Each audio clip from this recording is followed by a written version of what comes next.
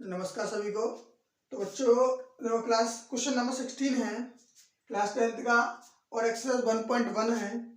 यदि संख्या ए और बी का मासा 12 है, इन संख्याओं का गुणनफल 3600 है, तब इनका लासा ज्ञात करना है।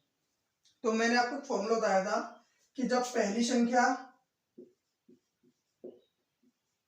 संख्या इंटू दूसरी संख्या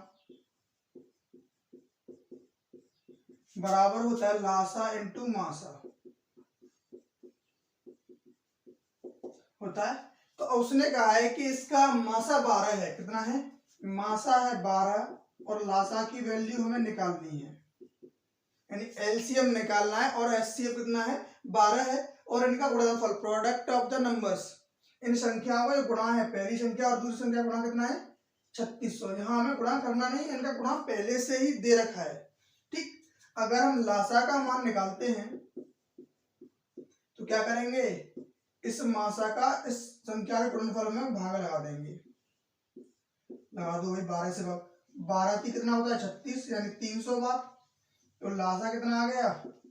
300 आ गया इसका लासा, और यही इसका क्या है? आंसर है। ठीक, तो सबसे पहले आपको इस फॉर्मूले को याद रखना है मुझे। क्या है कि दोनों संख्याओं को गुणा करना है और उन संख्याओं का एलसीएम और एचसीएफ को गुणा करना है।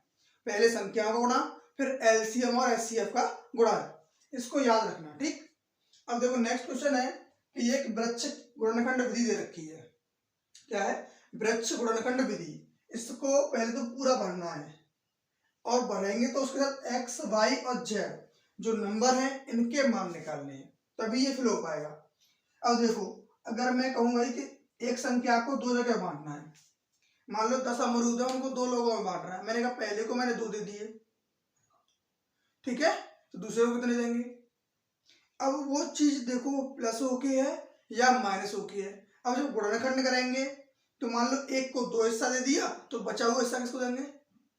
5 को देंगे ना। 2 पंजे 10, उससे उसमें भाग लगा देंगे। तो ऐसे ही 371 को उसने 2 गुणनखंडों के रूप में लिखा हुआ है। तो कितने गुणनखंड है? पहला 7, तो 7 से इसमें भाग लगा दो। 7 पंजे 35, बचेगा 2, 21, 7 3 21, यानी कि जो जेड की वैल्यू होगी वो कितनी आ गई? 53 आ गई। ठीक, जेड की वैल्यू क्या होगी? यहाँ से देखो, एक्स की वैल्यू, वाई की वैल्यू और जेड की वैल्यू। तो वाई जेड की वैल्यू आ गई 53। अब वाई किससे बना है कि इन दोनों के गुणा से क्या बना है? वाई बना है। तो 3 से 5 में 15, 15 और 1 16, 3 अट्ठे 24 और 1 25, 3 एकम 3 और 2 5, 3 पंजे 15 होगा हासिल है, और 3 पंजे 15, 1 16, 1, 3 अट्ठे 24 और 1 25, 2, 3 एकम 3 2 5। ठीक, तो वाई का मान कितना आ गया? 5565, 5565 आ गया। अब जो y का मान निकल के आया है, और x कैसे निकालेंगे? इसका डबल करके, क्योंकि इसके ये 2 गुणनखंड थे। तो किस किसका गुणा करेंगे? 2 गुणा 5565, 5 दूनी 10, 1 हासिल, 2 छक्के 12 और 1 13, 2 पंच 10 और 11, 10 और 11, यानी कि 11130। तो ये x, y और z के मान निकल के आ गए। ठीक, तो मेनली करना क्या होता है, जब गुणनखंड दे रखे हो तो उसको हमेशा एंड से करते हैं।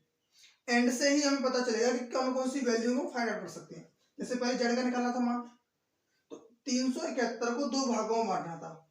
कैसे? गुणनखंड के रूप में। एक 7 है तो जेड कितना होगा? 7 से इसमें भाग लगा तो उतना आएगा, जेड आ गया। ठीक, अब वाई को 2 चीजों में लिखा हुआ है तो उनका गुणा कर दो, वो निकल के आ जाएगा वाई का मान। ऐसे ही एक्स को 2 पार्टों में लिखा हुआ था तो इन दोनों गुणा कर दिया, तो वहां से x का मान निकल के आएगा। और एक्सरसाइज 1.1 कंप्लीट हो गई है। अब नेक्स्ट आप अपने दोस्तों के साथ शेयर करें सभी वीडियोस को, ठीक है ना, जिससे क्या होगा, आपके दोस्तों को भी फायदा होगा और हमें भी मोटिवेशन मिलेगा। तो हम आपको और अच्छे तरीके से जल्द ही हम आपके लिए साइंस की किताब भी लेके आएंगे, साइंस के जो नोट्स होंगे उनको भी कराएंगे, ठीक है ना।